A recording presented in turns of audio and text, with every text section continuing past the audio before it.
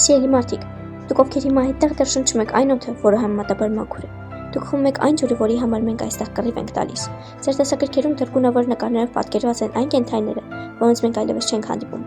Ձեզնից յուրաքանչյուրը կարող էր կանխել այս աղետը։ Դուք ոչ թե չգիտեիք ինչ անել, այլ պարզապես չարեցիք այնինչ անհրաժեշտ էր։ Վերանայեք ձեր գործողությունները, հոգ տարեք բնության մասին։ Հակառակ դեպքում դուք հարցակային տակ կդնեք ձեր իսկ ապագան։ Դեռ ուշ չէ շատ բան փոխելու համար։